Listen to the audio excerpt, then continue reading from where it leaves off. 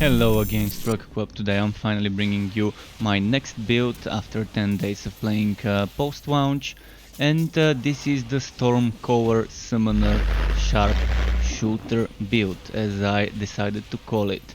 It's my summoner version of the electrified Sharpshooter, so you would probably notice the similarities between both setups, and tomorrow I'm also gonna bring you a basic attack relic synergy version of this build.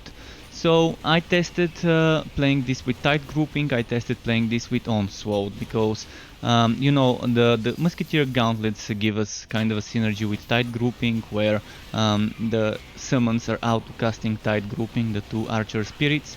And I tested using the Wide Walls Cave Breaker and not using the Wide Walls Cave Breaker. I also tested using Goblin Legion tier 3 or just tier 1, and the preferred choice for me was using Goblin Legion tier 1 with tier 3 instead of tier 2 1000 volt burst, and I actually enjoyed playing tight grouping a little bit more because it allowed me to get those 3 goblins up quicker. So the build is definitely bringing the thunder, and it can make it rain. It can make it rain various things. You can make it rain stalactites, or you can make it rain arrows, or both at the same time. So depending on how you set up the build, you're gonna have different outcomes, but you can see the burstiness can be very nice when you switch to the Bone Razor. And for mobbing, it might be very fun to use the Cave Breaker. So maybe you can switch between the Cave Breaker and the Bone Razor. Depending whether you're doing a boss fight or whether you're mobbing and just doing a bunch of enemies with AoEs and stuff like that. So either is a good choice. I would leave it up to you to decide which one you do, but in the next segment I will show you the skill point allocations for each setup. Keep in mind there's 2 more skills you could use. You could use Explosive Arrow or Targeted Strikes if you choose to do so. For the skills I've taken for this build, I tested 8 different versions, or let's say 4 different versions of skill point allocations and 2 different versions of a Legendarium item swatting for each of those, so that sums up for 8 total. So let's go through the things that never changed. Rework always remained tier 2. Localized Storm always remained tier 3.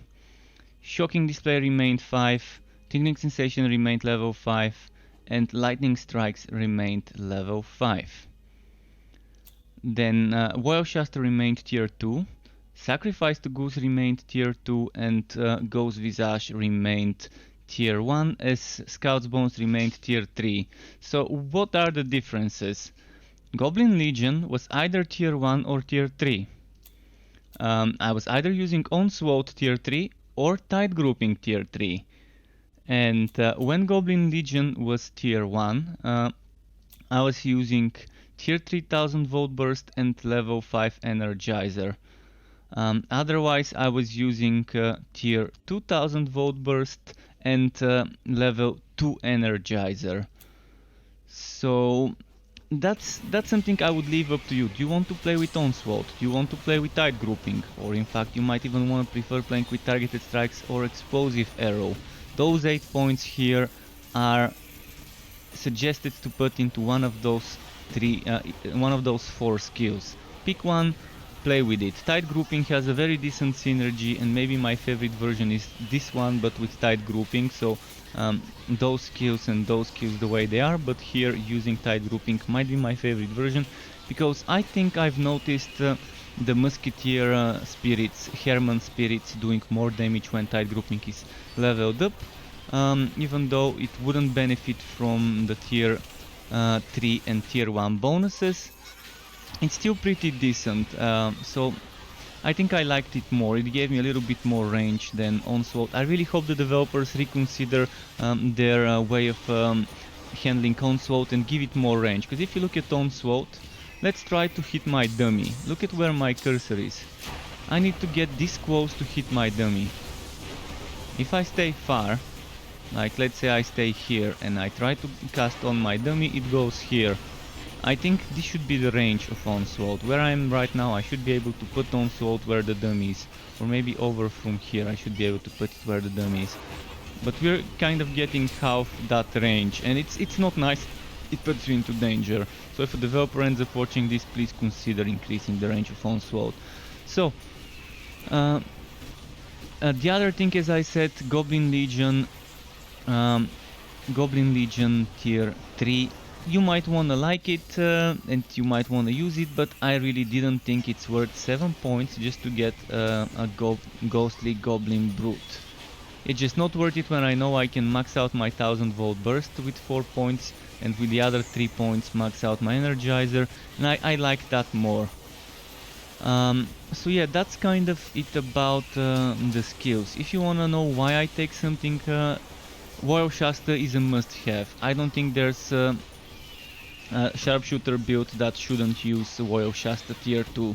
Tier 2 makes your damage to taunted enemies 50%. If you want to have more taunted enemies, you might max out Ghost Visage tier 3.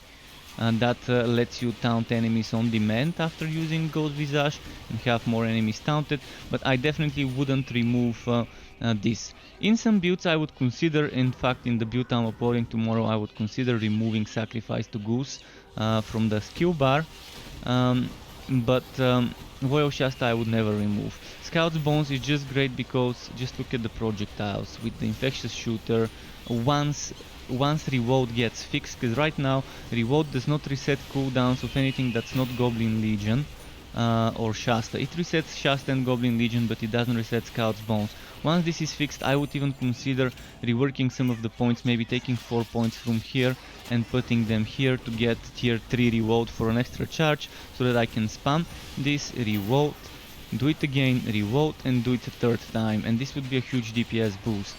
And very good option. This one is the bread and butter of this build. This is where most of the damage comes from, and since it's considered a relic skill, this would boost its damage. But yeah, Lightning Strike, it's a proc monster build. We're using the summons to keep hitting the enemies, to keep proccing things. So we get chance to shock from this, or you can get chance to shock on gauntlets, or you can get chance to shock on a weapon. If you get chance to shock on a weapon, you're gonna be triggering this more often, but for less damage. If you get a weapon like mine with mostly only flat damage, then you're gonna be triggering it less, but for more damage. So you have to decide which way you wanna go. I'm gonna leave it up to you. I'm gonna talk more about gear later. This is definitely nice and it keeps proccing things, and yeah, I like this. Even if it's not tier 3, as a tier 2 it's pretty nice, because it gives us that extra duration for that extra casting speed, and casting speed works on anything that you can hold the button and keep casting. It could be onslaught, it could be tight grouping, targeted strikes, explosive arrow, and they benefit from this. Even the adventurer bonus of the sacrifice to Goose, this thing, even this becomes quicker because you're gonna be shooting quicker. So keep that in mind. Energizer is good on many builds, and Localized Storm is just great. It's just great to keep that damage buff, that 25% damage buff, to give us the movement speed and to just proc on enemies pretty often. So now that we've talked about the skills, let's move on to the Legendarium side of things. There's two ways how you would wanna do this. One way would be Rifle of Leadership, Infectious Shooter, and then Wide World Cave Breaker. The other way would be, instead of the Wide World Cave Breaker, to use the Bone Razor. I would say Bone Razor is good for bosses, for bursting bosses. Go next to the boss, use your 1000 volt burst and stack those skeletons and goblins next to the boss and let them hit the boss. If you cast them far from the boss, it might not give you the same results. And if you're mobbing, then the Wide World Cave Breaker is maybe a better choice, because it may not do much damage and it may no longer proc other procs like it used to before when it was bugged, but it still reapplies shock every time this hits and lands and drops on an enemy's head. It has a chance to shock or reapply shock if the enemy is already shocked, and reset the duration, which would result in keeping the lightning strikes going. So I'm gonna leave it up to you to decide which one you're gonna go for. There's other things you could consider if you don't want either of those, if you want things like Skittering Shoulders or like the arc powered shoulders and things like that, but keep in mind those are changing, so don't rely on Skittering and arc powered shoulders because they're gonna become skills that you put on your skill bar. And whether it's worth sacrificing any of those skills, it's just gonna be a different build. For now, I wouldn't suggest relying too much on those. Use them while they last, but when they change them, consider using different things I'm gonna talk more about in the gear segment. Now let's talk about the pet skills. The pet skills, I'm gonna leave up to you to decide certain things. For example, this build could use crit chance. Normally on precision based sharpshooter builds, I wouldn't use the crit chance because crit chance for me is very good. Why is it crit chance good? Because, well, the crit chance we get from Ghost Visage, the crit chance we get from Ghost Visage is 50% and it caps us at 40%. But it may cap us at 40%, but that's only for precision skills. So only our precision skills benefit from it. So that would mean only Onslaught, and our damage doesn't come from Onslaught, it comes from Lightning Strike. Onslaught is another tool to proc Lightning Strike. So Localized Storm also does decent damage, and it's not a precision skill. So on builds like this I would strongly suggest using the crit chance aura for the pet. But if you think you have enough crit chance from gear, then okay, then get Defender or get this, whichever you like. Then I strongly suggest using Healing Friendship, and then other things I would suggest is probably doing something like this. Damage and Immobilize, or Defense and Immobilize. Or you can try Damage and Defense, but I think Immobilize is great. I think Immobilize is great because it just your pet's attacks have a chance to immobilize a target, keep them at place. I wish we could have some more stuff for the pets. I wish we would have more AoE skills that I can combine with the immobilize, so I can immobilize multiple enemies at the same time. This is the only AoE thing. And the cooldown, I don't know, I think the pet system really needs more expanding. But enough of those skills, let's talk about the items I like using for this build. And here we are at the segment where I talk about the suggested items you would want for your build, for this build. And you might have noticed it's a little bit different than I normally gear up my sharpshooter builds. Normally I would swat the musketeer rope in the Legendarium.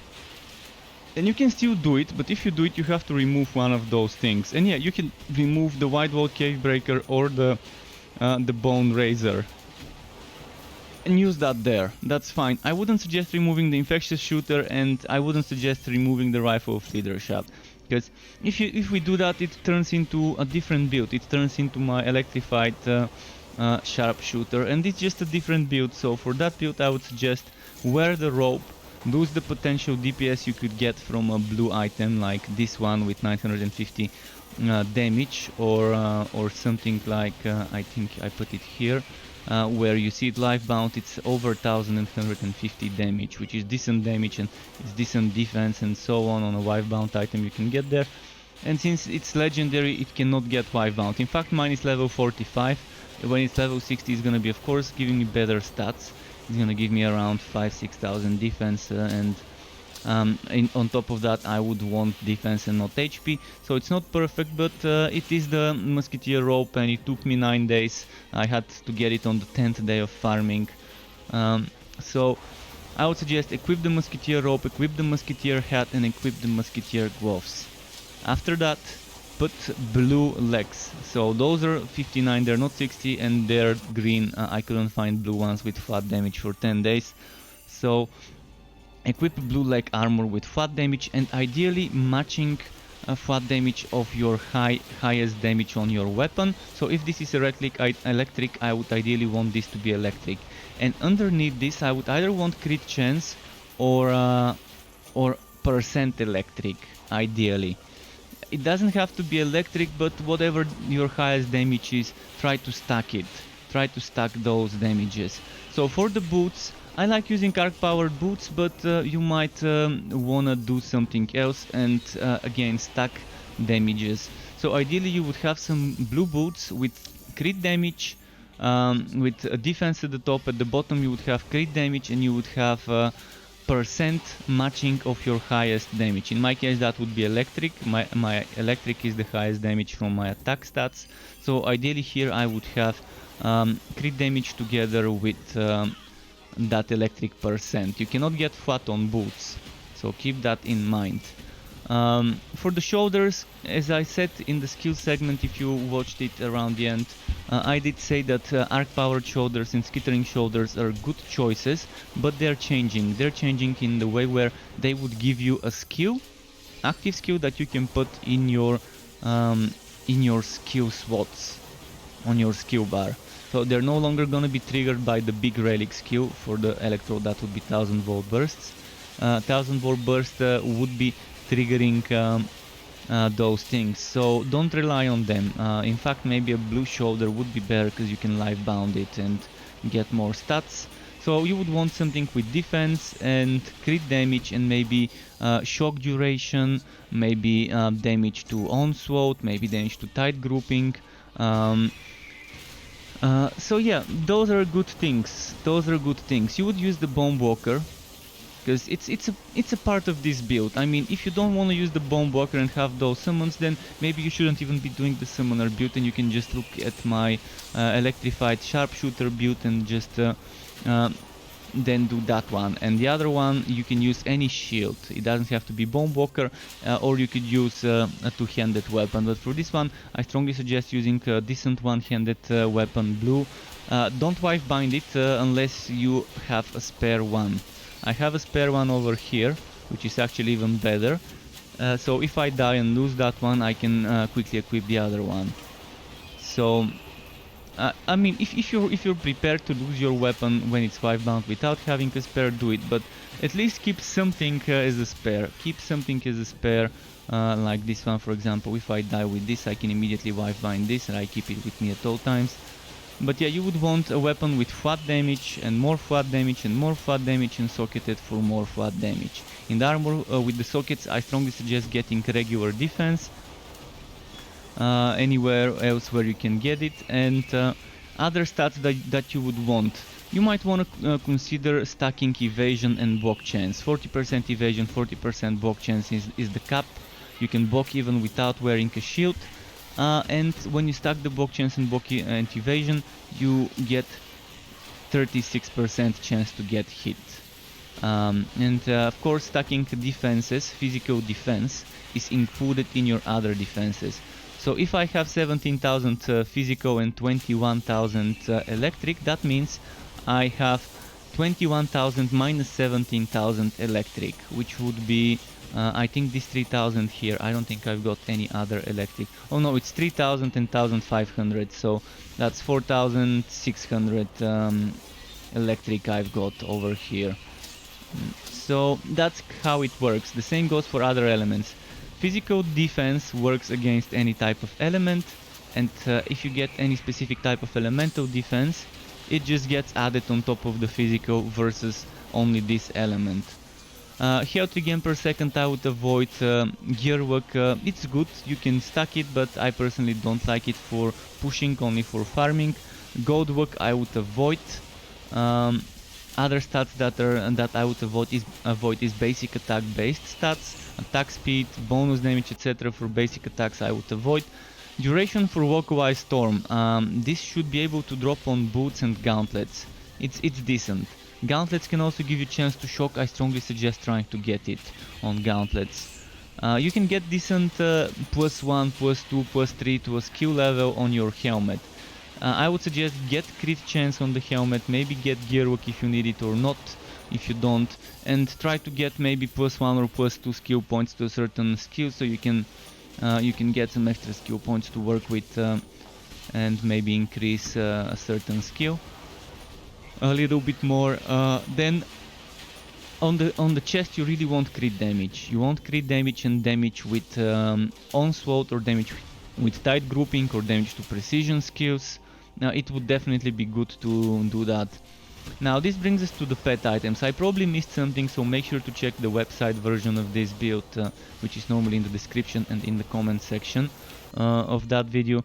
So let's move on to the pet section. Dryad neckband is my suggested pet color, and I would suggest getting something that gives you attack speed and faster cooldown for pet active skills in the middle affix slots.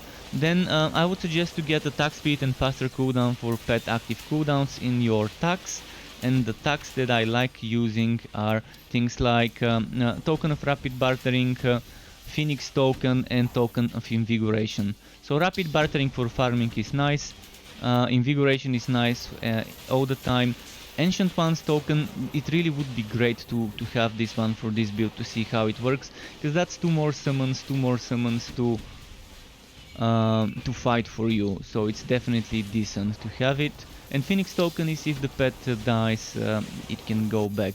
You can experiment, you can equip anything else you want, such as Clockwork or Inferno or the poison one, the Contagion. They're not gonna be bad choices. So I hope this kind of is clear. Now we can move on to the next segment where I show you some more gameplay footage of this build. And here we are at the segment where I show you some more gameplay footage of the build that can bring the thunder and make it rain at the same time.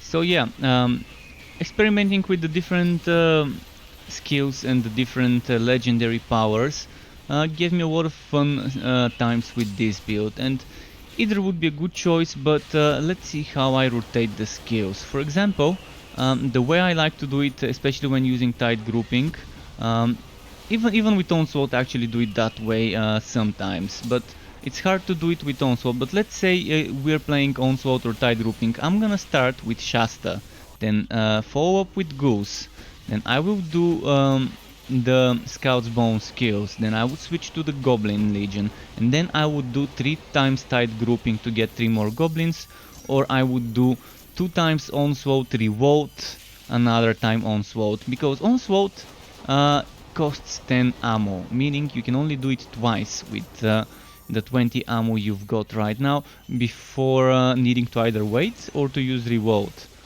So the Onslaught combo definitely would be using that. But yeah, it's up to you which one you prefer, which combo you would like to use more. In any case, they're both good combos. I've also decided to include footage of all different types of maps, so you should be seeing footage of 8 different maps throughout this whole video. From the start, during the picture-in-picture little windows while talking about the skills and the gear, and throughout this footage. And I decided to include as much as possible, but since I didn't want to keep the video too long, some things have been cut, of course. But definitely have a look, decide which version you want to use, experiment, maybe switch things around, maybe try explosive arrow, maybe try targeted strikes.